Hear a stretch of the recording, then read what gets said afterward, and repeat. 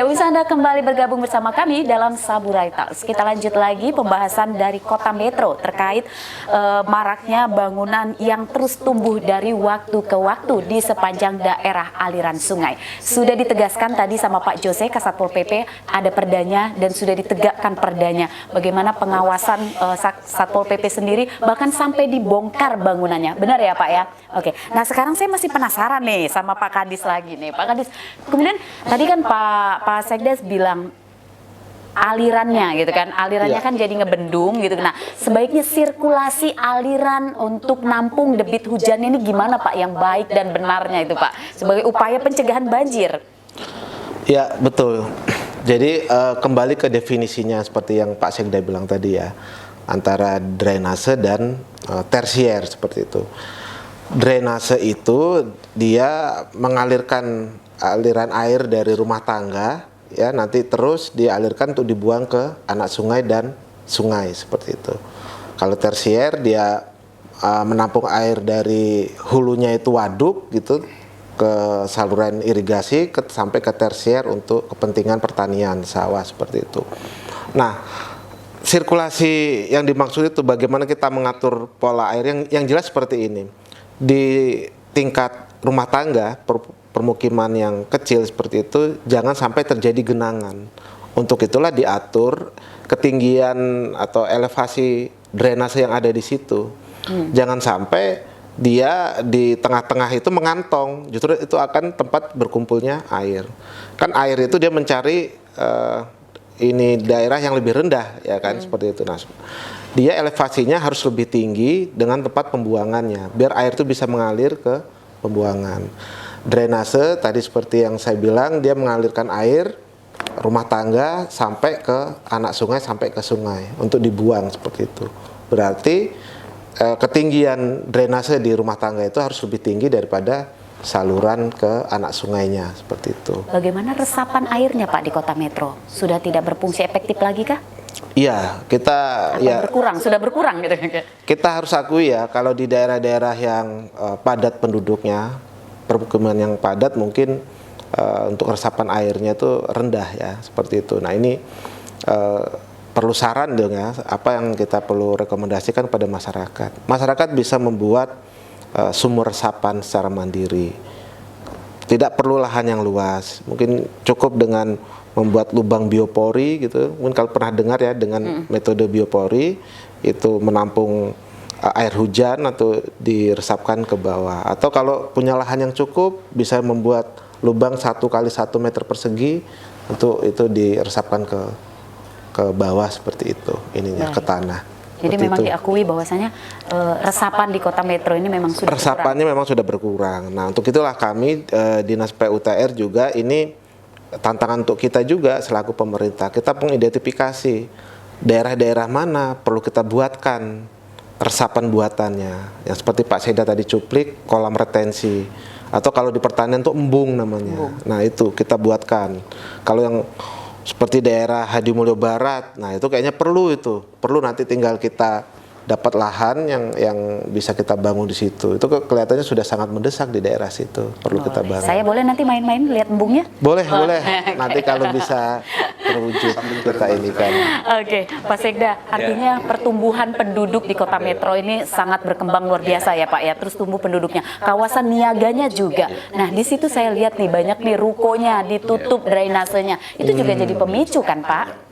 Gimana nih Pak Sekda menyikapi itu? Ya, memang Metro ini sebuah kota yang nyaman sebagai hunian. Tempat hunian. Sehingga banyak warga yang di luar Metro ini banyak yang usaha di Metro, kemudian membangun rumah di Metro juga. Saya boleh Pak bangun rumah di Metro? Boleh. Memang juga sekarang sudah banyak yang di Metro. Dan mereka sedang membangun dan begitu laris itu membangun di Kota Metro.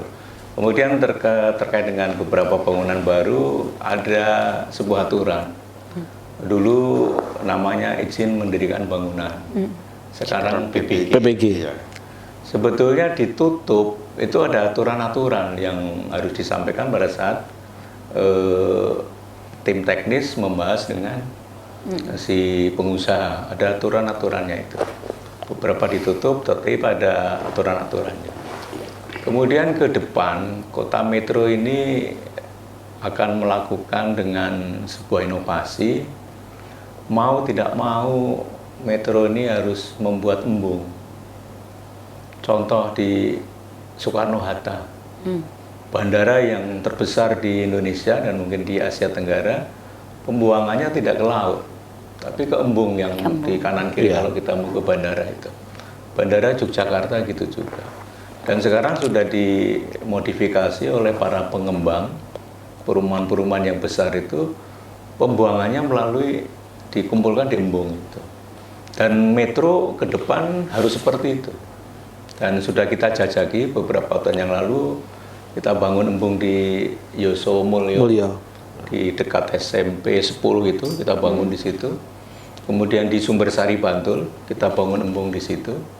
Dan ini kita lagi berunding masalah tanahnya, nanti kita minta dihibahkan dari salah satu ormas untuk menangani di Hadimulyo Barat. Seluruh pembuangan itu sebagian ke anak sungai dan sebagian nanti akan kita tampung di embung itu. Itu salah satu pemecahannya ke depan seperti itu. Karena melihat sedimentasi sungai dan anak sungai sudah tinggi, metro ke depan mau tidak mau harus menerapkan teknologi membangun embung.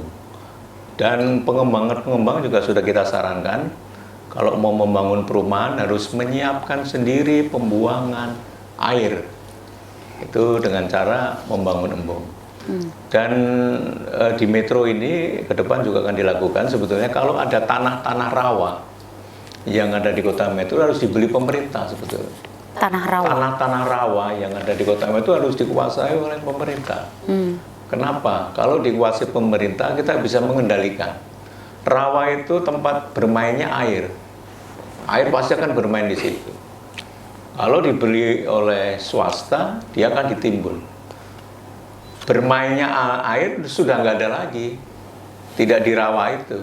Tapi kalau kita beli, kita amankan, dia kita bisa bermain di situ terus. Begitu dibeli swasta, ditimbun, dijadikan bangunan, bermainnya air kemana? Ke rumah, ke dalam rumah. Berarti posisinya banjir. Oleh karena itu ke depan, begitu ada rawa-rawa yang potensial, sebetulnya pemerintah bisa mengambil alih itu. Ini ke depan, tapi yang penting adalah nanti sistem embung ini harus kita lakukan ke depan untuk mengantisipasi posisi drainase yang terjadi hujan lebat tidak mampu lagi dibuang ke sungai, tapi nanti kita alirkan ke beberapa embung yang akan kita rintis ya. Kita rintis. Jadi tahun ini bakal dibangun lagi. Tahun ini sedang mencari tanahnya dulu, mencari lahannya dulu di komunitas yang padat, di wilayah yang padat. Nanti akan kita bangun di situ, mudah-mudahan bisa menyelesaikan masalah banjir khususnya di Hadimulyo Barat, di Metro Pusat ini. Baik. Mungkin itu yang dapat saya sampaikan. Oke, saya kembali ke Pak Jose nih. Pak Jose, aktivitas penertiban bangunan nih masih berlangsung kah sampai saat ini? Kemudian yang baru mau bangun gitu, Pol PP berperan juga nggak di situ? Jadi gini, terima kasih Mbak ya. Jadi tadi sudah disampaikan Pak Sekda bahwa sesuai dengan visi dan misi Pak Wali dan Pak Wakil sekarang ini kan adalah responsif, cepat bertindak. Jadi kami Pol PP itu kan kami punya personil yang ada di lapangan ataupun yang sudah kami siapkan untuk memantau di lapangan. Jadi personilnya kan kami sekarang membentuk untuk yang secara langsung ke lapangan, terutama di kelurahan-kelurahan, sehingga untuk bekerja sama dengan paman setempat, dalam hal ini RT RW ataupun lurah, camat, sehingga kami menggali informasi dan secara langsung. Jadi ketika ada masyarakat atau pengusaha-pengusaha yang membangun, kami sudah tahu. Kami sudah tahu dan pasti itu kami akan laksanakan koordinasi dengan OPD. Sebelum naik ke pimpinan, apalagi ada perintah dari pimpinan, apalagi kalau Pak Sekda langsung perintahkan, kami pasti punya, oh berarti anak buah nggak bekerja. Maka kami lakukan hal-hal ini melalui gagasan inovasi, sehingga apa-apa yang terjadi di lapangan itu kami terlebih dahulu koordinasi dengan OPD, nanti setelah itu baru nanti kami laporkan kepada pimpinan. Terkait dengan pelaksanaan tugas-tugas Satuan Polisi Pamong Praja, yaitu tadi, jadi kami lakukan pemantauan di lapangan, mana yang menjadi pelanggaran, mana yang tidak. Sehingga kalau mana yang bisa kita lakukan sosialisasi edukasi langsung dengan mereka, itu mereka langsung mentaati. Apabila mana yang belum, bahkan koordinasi dengan OPD untuk menindaklanjuti. Kemudian terkait dengan masalah yang sudah terbangun, itu tadi yang sudah kami sampaikan, itu kan saya juga akan menjadi Kasat Pol PP kan baru beberapa bulan ya. Tapi artinya kami punya proses yang sudah kami lakukan dalam hal ini. Mana yang sudah terbangun lama, itu tentu kami koordinasi dengan Pamong setempat untuk dilakukan penertiban, ataupun yang bersangkutan lebih elegan lagi ya dibongkar sendiri dengan kesadaran masyarakat, bongkar sendiri. Nah, kemudian masyarakat yang membangun baru, nah ini sesuai dengan aturan yang sudah terbaru, pasti kita lakukan sosialisasi, dan sekarang masyarakat Bayan Metro ini banyak sudah mengetahui dalam hal ini, mengikuti aturan-aturan yang berlaku. Nah, ketika misalnya masyarakat banyak yang belum tahu, inilah yang kami terus lakukan edukasi, pendekatan dengan masyarakat. Termasuk tadi yang disampaikan oleh Pak Sekda terkait dengan ada trotoar yang ditutup oleh para pengusaha. Nantinya ke depan kita bagaimana caranya supaya yang mau bangun baru itu harus mentaati aturan-aturan yang ada. Tapi kayaknya hampir sepanjang ruko deh Pak, ditutup semua tuh trotoar. Ya itu tadi yang tadi saya sampaikan, itu yang kita sampaikan tadi, bahwa itu kan pembangunan mungkin sudah lama gitu.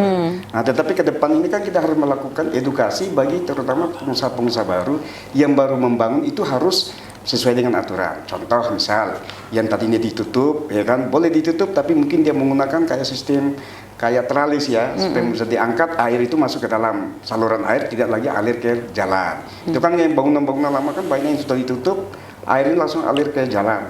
Jadi airnya langsung ke jalan, sehingga itulah nanti tempat penampungan tidak ada. Nah sekarang ini kan banyak rata-rata yang baru, artinya kan sekarang kita berikan sosialisasi seperti itu supaya ada tempat pembuangan yang masuk ke dalam saluran yang tadi, sehingga banyak masyarakat yang bisa mentaati.